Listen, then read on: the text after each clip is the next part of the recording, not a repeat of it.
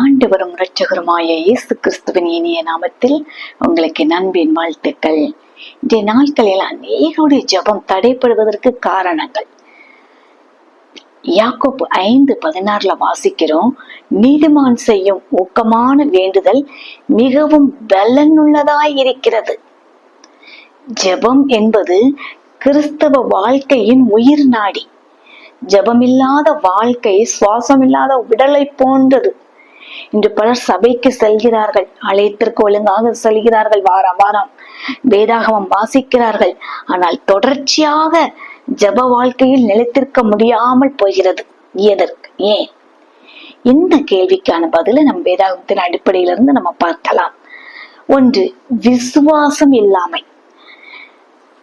யாக்கோபு 1:6-7 வாசிக்கிறோம். யாக்கோபு 1:6-7 ஆனாலும் அவன் எவ்வளவாயிலும் சந்தேகப்படாமல் விசுவாசத்தோடே கேட்க கடவன். சந்தேகப்படுகிறவன் காற்றினால் அடிபட்டு அலைகிற கடலின் அலைக்கு ஒப்பாய் இருக்கிறான். அப்படிப்பட்ட மனுஷன் தான் கர்த்தரிடத்தில் எதையாயிலும் பெறலாம் என்று நினையாதிருப்பானாக. ஜெபிக்கும் போது தேவன் செய்வாரா அப்படின்னு ஒரு சந்தேகம் இருந்தாலே அந்த ஜெபம் என்னமாகிறது? பலவீனம் அடைகிறது. விசுவாசம் என்பது தேவன் உடனே பதில் தருவார் என்பது அல்ல. அவர் சரியான நேரத்துல சரியான வழியில செயல்படுவார் என்ற ஒரு உறுதியான நம்பிக்கை வேணும், உறுதியான விசுவாசம் வேணும். உதாரணம் பாருங்க, எக்ஸாம்பிள், ஆபிரகாம் பல ஆண்டுகள் காத்திருந்தாலும் தேவனுடைய வாக்குறுதியை விசுவாசித்தார். இறுதியில் தேவன் தமது வாக்கை நிறைவேற்றினார் என்று பார்க்கிறோம். பதில் தாமதம் ஆனாலும் ஜெபத்தை தயவு செய்து நிறுத்தாதீர்கள். தேவனுடைய நேரம் எப்போதும் சிறந்தது. 2, உலக காரியங்களில் அதிக கவனம். மத்தேயு 6:33 வாசிக்கிறோம், முதலாவது தேவனுடைய ராஜ்யத்தையும் அவருடைய நீதியும் தேடுங்கள், அப்பொழுது இதைகள் எல்லாம் கூட கொடுக்கப்படும். இன்றைக்கு வேலை நிமித்தமாக, தொழில், பணம் சம்பாதிக்க வேண்டும் என்று, கல்வி படிப்புல அதிகமாக படிக்கணும், படிப்புல கவனம், குடும்ப பொறுப்புகள், இவை எனக்கு தேவைதான். ஆனால் தேவனுக்குரிய இடத்துல பிடித்து விடக்கூடாது. இப்ப தேவனுக்குரிய இடத்துல பிடிச்சுனா அது என்ன ஆகுது? ஜெப வாழ்க்கை மெதுவாக குறைய தொடங்குது. அதிகமாக பணம் சம்பாதிக்கணும்னு ஓடிட்டே இருக்கிறோம். படிக்கணும்னு இந்த குடும்ப பெண்கள் காலையில எழுந்திரிச்சு கிச்சனுக்கு போனா சாயந்தரம் வரைக்கும் ஏதாவது அந்த கிச்சன்ல ஏதாவது ஒண்ணு வேலை செய்துக்கிட்டே இருக்கிறது. இப்படிதான் என்ன ஆகிறது? பலவீனமாகிறது, ஜெபிக்க முடியாதபடி. நான் தேவனுக்குரிய இடத்தை நம்ம கொடுக்கலன்னா அந்த ஜெபம் குறைய தொடங்கிரும். மார்த்தா பாருங்க, இதுதான் பல வேலைகளை அவ கவலைப்பட்டு கொண்டிருந்தான். ஆனா மேரி இயேசுவின் பாதத்தில் அமர்ந்து அவருடைய வார்த்தையை கேட்டாள் என்று பார்க்கிறோம். ஒரு நல்ல பங்கை தெரிந்து கொண்டாள் என்று பார்க்கிறோம். தேவனுக்கு முதலிடம் கொடுத்தால் மற்ற எல்லாவற்றையும் அவர் கவனித்துக் கொள்வாருங்க.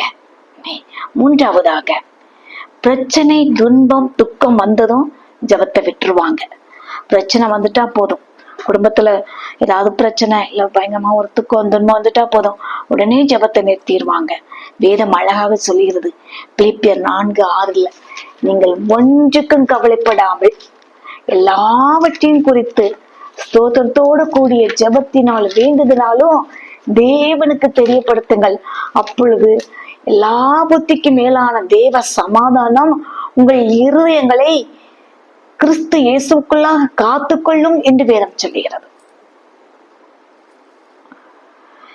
சில சந்தோஷமாக இருக்கும்போது ஜெபிக்கிறார்கள், ஆனா துன்பம் வந்ததும் மனமுடைந்து ஜெபத்தை நிறுத்திடுறாங்க பாருங்க. ஆனா வேதாந்தத்துல அதிகமா பார்க்கும் பொழுது தேவனுடைய பிள்ளைகள் துன்பத்துல தான் அதிகமாக ஜெபித்தார்கள்.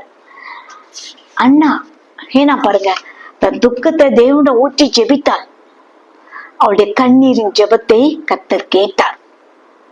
அதே போல அப்போஸ்தலனாகிய பவுல் பாருங்க, பவுலும் சீலாவும் சிறையில் இருந்த போது தேவனை துதித்தார்கள், ஜெபித்து தேவனை துதித்தார்கள்.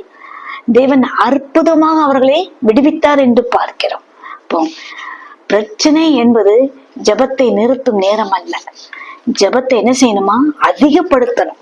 அந்த பிரச்சனை துன்பம் நேரத்துல நம்ம அதிகமாக கண்ணீரோடு ஜெபிக்கும் பொழுது நிச்சயமாகவே கர்த்தர் பதில் தருவார்.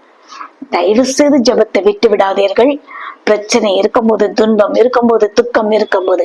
நான்காவதாக, பாவம் ஜெபத்திற்கு தடையாய் இருக்கிறது.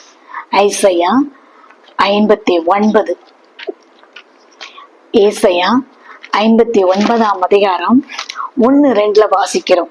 இதோ ரட்சிக்க கூடாதபடிக்கு கர்த்தருடைய கை குறுகி போகவும் இல்லை, கேட்க கூடாதபடிக்கு அவருடைய செவி மந்தவாகவும் இல்லை. உங்கள் அக்கிரமங்களே உங்களுக்கும் உங்கள் தேவனுக்கும் நடுவாக பிரிவினை உண்டாக்குகிறது.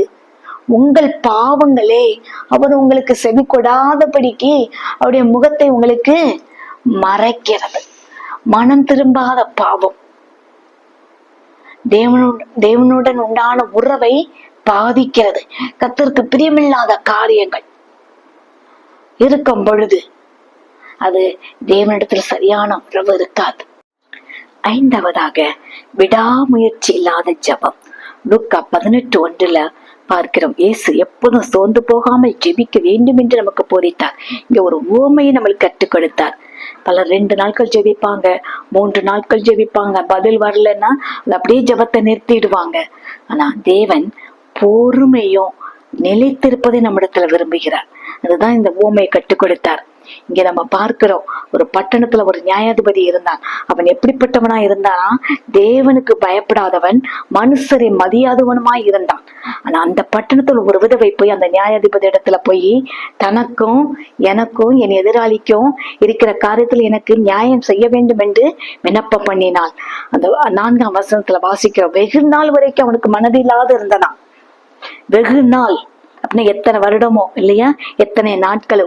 நான் பாருங்க, அந்த தேவனுக்கு பயப்படாம மனுஷனை மதியாமல இருந்தோம். இந்த விதவை அடிக்கடி என்னிடத்துல தொந்தரவு செய்யாதபடிக்கு இவளுக்கு நான் நியாயம் செய்யணும் என்று தனக்குள்ளே சொல்லி கொண்டான்னு பார்க்கிறோம்.